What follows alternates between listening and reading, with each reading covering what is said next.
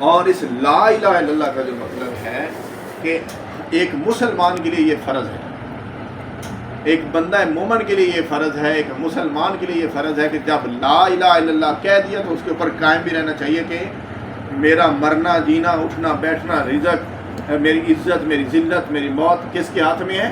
اللہ تعالیٰ کے ذات کے ہاتھ میں ہے۔ تو پھر ہمیں امریکہ سے ڈرنے کی ضرورت نہیں ہے، ہمیں اسرائیل سے ڈرنے کی ضرورت نہیں ہے، ہمیں کسی اور طاقت سے ڈرنے کی ضرورت نہیں ہے، کیونکہ لا الہ الا اللہ ان سب کے اوپر بھاری ہے، کیونکہ اللہ تعالیٰ کی ذات اس کائنات کے اوپر مسبب الاسباب ہے اور اس نے اس کائنات کو بنایا ہے، اور ہم کس کے امتی ہیں؟ سرکار دو عالم کی ذات اقدس کے امتی ہیں، اور ہمیں اللہ تعالیٰ کی ذات نے پیدا کیا ہے، اور ہم اس نبی کی امتی ہیں جن کے اوپر اللہ اور اس کے فرشتے درود بھیجتے ہیں۔ اتنا بڑا مقام ہے، اتنا بڑا ہماری امت کا کردار ہے، اور اتنا بڑا اللہ تعالیٰ کی ذات نے ہمیں مقام دیا ہے، تو پھر ہمیں کسی سے ڈرنے کی ضرورت ہے نہیں۔ اس وقت جب بندے کے دل سے رزق عزت اور موت کا خوف نکل جاتا ہے تو اللہ تعالیٰ کی ذات ان بندوں کو بے خوف کر دیتا ہے، پھر اللہ تعالیٰ کہتا ہے کہ یہ بندہ میرا دوست ہے، یعنی اللہ کا ولی بن جاتا ہے۔ جب بندہ اللہ کا ولی بن جاتا ہے تو اللہ ذات فرماتی ہے کہ الا ان اولیاء اللہ لا خوف علیہم ولا هم یحزنون، کہ جو اللہ کے دوست ہیں ان کو نہ کسی قسم کا کوئی ڈر ہے، نہ کوئی خوف ہے، اور نہ کوئی حزن ہے، کیونکہ ان کا جینا مرنا اٹھنا بیٹھنا کس کے لیے ہوتا ہے؟ صرف اللہ اور اس کے رسول کی ذات کے لیے ہوتا ہے۔ جب تک ہم اس چیز کے اوپر نہیں چلیں گے پھر اللہ تعالیٰ کی ذات ہمیں دوست نہیں بنائے گا، اور ہمیں صرف کس سے ڈرنا ہے؟ اللہ کی ذات سے ڈرنا ہے۔ قرآن پاک میں جہاں پہ ارشاد ہوتا ہے، اللہ ذات فرماتی ہے دوسرے پارے کے اندر کہ آپ اللہ تعالیٰ کی ذات سے ڈرو گے تو اللہ تعالیٰ کی ذات آپ کے اوپر اپنی نعمت کی نچھاور کر دے گا، اللہ تعالیٰ کی ذات آپ سے خوش ہو جائے گا، اللہ تعالیٰ کی ذات آپ کو نواز دے گا، اپنی نعمتوں سے نواز دے گا۔ تو ہمیں صرف کس سے ڈرنا ہے؟ اللہ کی ذات سے ڈرنا ہے۔ ہمارا رازق کون ہے؟ اللہ تعالیٰ کی ذات ہے۔ ہمیں نہ تو امریکہ کے آگے ہاتھ پھیلانے کی ضرورت ہے، نہ اسرائیل کے آگے ہاتھ پھیلانے کی ضرورت ہے، اور نہ ہی ان کے جو پیروکار ہیں ان کے آگے ہاتھ پھیلانے کی ضرورت ہے۔ لیکن نیت آپ نے یہ رکھنی کہ اللہ تعالیٰ کی ذات ہم جیسے کیسے ہیں آپ کی بارگاہ میں آ گئے قبول کر لیں، ٹھیک ہے؟ کیا کر لینا؟ قبول کر لیں۔ بات کہیں اور نکل جائے گی۔ جو بندہ مومن ہے یا بندہ مسلمان ہے اس کو چاہیے کہ وہ ہر حال میں وضو میں رہے۔ کس میں رہے؟ وضو میں رہے۔ یہ اپنی آپ پریکٹس کریں۔ زندگی موت برحق ہے نا، موت آنی ہے نا، آپ نے مطلب اس دنیا سے واپس بھی تو جانا ہے نا، تو موت کسی وقت بھی آ سکتی ہے، تو آپ کو چاہیے کہ آپ ہر حال میں وضو میں رہیں۔ کس میں رہیں؟ جب وضو میں رہنے کے ساتھ ساتھ آپ کا تعلق اللہ تعالیٰ کی ذات کے ساتھ جڑا ہونا چاہیے۔ آپ کے دل میں صرف اللہ تعالیٰ کی ذات بس نہیں ہونی چاہیے، کیونکہ ہم لا الہ الا اللہ جب کہتے ہیں نا کہ اس دنیا کے اندر کسی چیز کی عبادت نہیں کی جاتی اور نہ ہی کوئی عبادت کے لائق ہے سوائے کس کے؟ اللہ تعالیٰ کے ذات۔ اور اللہ تعالیٰ کی ذات کہاں پہ رہتا ہے؟ بندہ مومن کے دل میں۔ یہ مت سمجھو کہ خدا آسمانوں کے اوپر رہتا ہے یا پھر کہیں گیا ہوا ہے۔ اللہ تعالیٰ کی ذات بندہ مومن کے دل میں رہتا ہے۔ قلوب المؤمنین عرش اللہ تعالیٰ، کہ جو بندہ مومن کا دل ہے وہ اللہ کا عرش ہے۔ پھر دوسری بات کہ قرآن پاک کے الفاظ میں بتا رہا ہوں، اس کا ترجمہ یہ بتا رہا ہوں کہ اللہ تعالیٰ فرماتی ہے کہ میں تمہارے اندر ہوں اور تم دیکھتے نہیں ہو۔ اتنا مقام ہے اس آپ کا، آپ لوگوں کا۔ ہم کس کی امت ہیں؟ یار تھوڑا جا اونچا سے بولو۔ امت محمدی ہے نا، حضرت محمد صلی اللہ علیہ وآلہ وسلم کی امت ہے، ایسے ہی ہے۔ آپ یہ خوشخبری سن لیں، ہو سکتا ہے آپ کو آج تک کسی نے نہ بتایا ہو۔ اللہ تعالیٰ کی ذات قرآن پاک میں دوسرے پارے میں فرماتی سورہ بقرہ کے اندر واضح الفاظ میں کہ اے امت محمدی، آپ کو تمام امتوں سے افضل بنا دیا ہے۔ جتنی بھی امتیں ہیں، جتنے بھی نبی آئے ہیں، جتنے بھی پیغمبر آئے ہیں، ان کی جتنی بھی امتیں ہیں ان سے آپ کا مقام زیادہ ہے، آپ ان سے بہتر ہو، ان سے افضل ہو۔ اور بروز حشر، بروز قیامت آپ لوگوں نے گواہی دینی ہے، کن کی؟ ان امتوں کی اور ان نبیوں کی ان امتوں کی، ان نبیوں کی جو ہم سے پہلے ہو چکی ہیں، کیونکہ آخرت والے دن اللہ تعالیٰ کی ذات ان امتوں سے پوچھے گا جی آپ کے اوپر نبی آئے؟ وہ انکار کر دیں گے نہیں آئے، جانتے ہوئے بھی انکار کر دیں گے نہیں آئے گا۔ یہ میں قرآن پاک کے الفاظ کی تشریح کر رہا ہوں کہ اللہ تعالیٰ کی ذات جو ہے جب روز آخرت ہوگی، قیامت ہوگی، تو جتنی بھی امتیں پہلے آئی ہیں ان امتوں سے جب پوچھا جائے گا جی آپ کے پاس میرے نبی آئے تھے، میرے رسول آئے تھے، تو آپ نے انہوں نے پیغام دیا تھا تو اس کے پیغام کو کیوں نہیں مانا؟ تو وہ انکار کر دیں گے۔ کیا کر دیں گے؟ اس انکار کی وجہ سے، اس انکار کے مطلب مقابلے میں یا اس انکار کے یعنی جواب میں اللہ تعالیٰ کی ذات امت محمدی سے پوچھے گا۔ کس سے پوچھے گا؟ کس سے پوچھے گا؟ کہ جی ان کے پاس رسول آئے تھے، میرے اللہ تعالیٰ کی ذات پیغمبر بھیجے تھے، نبی بھیجے تھے، تو یہ امت گواہی دے کے جی بھیجے تھے۔ یہ مقام ہے آپ لوگوں کا۔ پھر جب یہ ہمارا مقام ہے کہ جب ہماری گواہی دوسری امتوں کے لیے ہونی ہے، اور پھر ہماری امت کے لیے یعنی امت محمدی کے لیے ہمارا گواہ کس نے ہونا ہے؟ سرکار دو علیہ وسلم کی ذات ہے صلی اللہ علیہ وسلم۔ یعنی ہم نے گواہی دینی ہے کس کی؟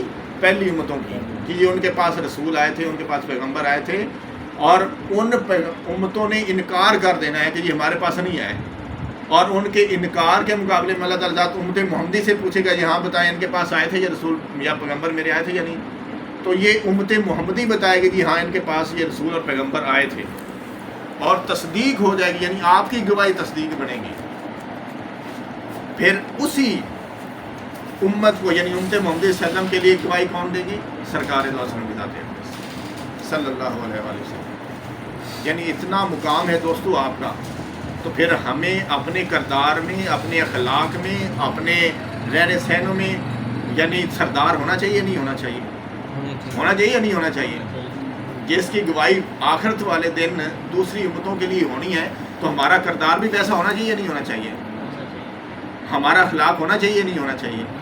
ہمیں یعنی صحیح دین محمدی کا رہنما ہونا چاہیے یا نہیں ہونا چاہیے؟ ہونا چاہیے یا نہیں ہونا چاہیے؟ تھوڑا جا اونچا سے بول دو۔ پریشانی کس بات کی ہے؟ آپ کو اپنے نبی پاک صلی اللہ علیہ وسلم کی امت ہونے میں فخر نہیں ہے؟ فخر ہے یا نہیں ہے؟ تو پھر ڈر کس بات کا ہے؟ جب آپ کا اللہ تعالیٰ کی ذات دنیا کا سب سے بڑا ہے، جتنی بھی کائنات بنائی ان میں سب سے بڑا ہے، پھر نبی کریم صلی اللہ علیہ وسلم کی ذات اقدس خود اللہ تعالیٰ کی ذات کے محبوب ہیں، اور اللہ اور اس کے فرشتے حضور صلی اللہ علیہ وسلم کے اوپر درود بھیجتے ہیں۔ یہ مقام ہے آپ کا، اپنے مقام کو نہ بھولیں۔ امت محمدی کا مقام اللہ تعالیٰ کی ذات نے بہت بڑا بنایا ہے، نہ ان جیسا 1,24,000 پیغمبر میں آیا، نہ تا قیامت آئے گا۔ تو پھر ہمیں کم از کم ان کی جو سرداری ہے، ان کی جو ختم نبوت ہے، ان کا جو انبیاء علیہ السلام سے رسولوں سے افضل ہونا ہے، تو پھر ہمیں بھی ایک بہترین اور افضل امت ہونا چاہیے یا نہیں ہونا چاہیے؟ تو ہمیں اس وقت تک ہم کامیاب نہیں ہو سکتے یا افضل نہیں ہو سکتے جب تک ہم امر بالمعروف و نہی عن المنکر کے اوپر عمل نہیں۔ اب امر بالمعروف و نہی عن المنکر کا مطلب یہ ہے کہ جن کاموں کا اللہ تعالیٰ کی ذات نے حکم دیا ہے وہ آپ گاج باجی کے کریں، ببانگے دوہل اس کا اعلان کریں، اور جن چیزوں سے اللہ تعالیٰ کی ذات نے روکا ہے تھرو سرکار دو علیہ وسلم کی ذات اقدس، ان چیزوں سے انکار کرنا ہے، ان چیزوں کو منع کرنا ہے، یہ ہمارا فرض ہے۔ لیکن افسوس یہ ہے کہ ہمارے اوپر ایسے حکمران مسلط ہیں، خاص طور پہ ناراض نہیں ہونا، میں 2-4 دنوں سے مطلب بڑا تکلیف میں تھا، اس وجہ سے تکلیف میں تھا کہ کچھ سندھ کے لوگ، جنوبی پنجاب کے لوگ میرے پاس مریض آتے رہتے ہیں، تو ان سے پوچھے نا کہ امت محمدی ہیں صلی اللہ علیہ وسلم، کہتے جی ہیں، تو جب ان سے یہ پوچھیں کہ آپ کے نبی کا نام کیا ہے، تو ان بیچاروں کو نام کا نہیں پتہ ہے، اپنے نبی کا نام نہیں آتا۔ اب ان کا قصور نہیں ہے، ان کا قصور نہیں ہے، قصور ہے اس علاقے کے مولوی کا، قصور ہے اس علاقے کے پیر کا، قصور ہے اس علاقے کے استاد کا، قصور ہے اس علاقے کے حکمران کا کہ اس نے لوگوں کو صحیح راہ کیوں نہیں دکھایا ہے۔ اب میرا بعض دل کرتا ہے، آپ لوگ بھی میرے خیال سندھ سے ہی ہیں، میرا دل یہ کرتا ہے کہ میں آپ لوگوں کے پاس ادھر چلا جاؤں اور ہر جمعرات آپ لوگوں کو اکٹھا کر کے تو حضور پاک صلی اللہ علیہ وسلم کی ذات کا آپ کو تعارف کرواؤں، سرکار دو علیہ وسلم کی ذات اقدس کا آپ کے ساتھ ان کی زندگی گزارنے کا طریقہ بتاؤں۔ 5 خلیفے ہمارے ہوئے ہیں حضور پاک صلی اللہ علیہ وسلم کے بعد، ان کا طرز حکومت آپ کے ساتھ شیئر کروں۔ پیسے نہیں لوں گا آپ لوگوں سے، صرف اس لیے میں فرض سمجھتا ہوں کہ اللہ تعالیٰ کی ذات نے اگر یہ ڈیوٹی لگائی ہے تو ہم اس ڈیوٹی کو صحیح طریقے سے نبھائیں۔ ایک چیز کی پتہ چل گیا کہ ان لوگوں کو پتہ نہیں ہے تو میرا یہ فرض بنتا ہے کہ میں کم از کم ان کو گھر میں جا کے بتاؤں کہ یار اصل دین یہ ہے۔ آپ لوگوں کا تو بیچاروں کا قصور نہیں ہے، قصور تو ان لوگوں کا ہے جن لوگوں کو پتہ ہوتے بھی وہ جناب آپ لوگوں کے پاس نہیں پہنچے۔ کم از کم بندہ جس نبی کا امتی ہے اس کا علم تو ہونا ضروری ہے یا نہیں ہے؟ جیسے ہمیں اپنے مطلب باپ کا، دادے کا، پردادے کا، لکڑ دادے کا مطلب 7 نسلوں کا پتہ ہوتا ہے، تو ہم جن کی امتی ہیں ان کا بھی تو پتہ ہونا چاہیے نا، ان کے اہل بیت کا پتہ ہونا چاہیے، ان کے جو 5 خلیفہ ہوئے ہیں ان کا بھی تو پتہ ہونا چاہیے، پتہ ہونا چاہیے نہیں ہونا چاہیے۔ اس لیے دوستو آپ اپنا یہ فرض سمجھیں کہ جو لوگ آپ کے ساتھ مطلب بیکورڈ ایریا سے یا سندھ سے ہیں یا جنوبی پنجاب سے، جن کو نہیں پتہ ہے وہ ان کو ساتھ لے کے آئیں۔ یہاں پہ آپ کو مطلب پروٹوکول بھی دیں گے، آپ کو اپنے ساتھ بٹھائیں گے اور بتائیں گے کہ نبی پاک صلی اللہ علیہ وسلم کی شان کیا ہے، ہمارا قرآن پاک ہمیں کیا کہتا ہے۔ ساتھ میں پھر آپ کو اور نہیں تو کچھ لنگر شنگر بھی مل جائے گا، ٹھیک ہے۔ صاف ستھرا بیٹھنا ہے، وضو کرنا ہے، سونے طریقے سے بیٹھ کے اللہ اور اس کے رسول کا ذکر کرنا ہے۔ ہو سکتا ہے یہی ہمارا بیٹھنا اللہ تعالیٰ کی ذات کو پسند آ جائے اور ہماری بخشش ہو جائے، اور یقیناً ہوئے گی بخشش۔ اور کروائیں گے کون؟ سرکار دو علیہ وسلم کی ذات اقدس۔ نہ ہمیں ہمارے اعمال کے اوپر کوئی فخر ہے، غرور ہے، تکبر ہے، صرف ایک فخر ہے کہ ہم اس نبی پاک صلی اللہ علیہ وسلم کی امت ہیں بس، اور اللہ تعالیٰ کی ذات کے اوپر بھروسہ ہمارے اوپر رحم کر دے گا، ہمارے گناہوں کی، ہمارے خطاؤں کی مغفرت کر دے گا، اور ہم پاکستان کا بھی سوچ سکیں گے، اپنے دین محمدی کا بھی سوچ سکیں گے۔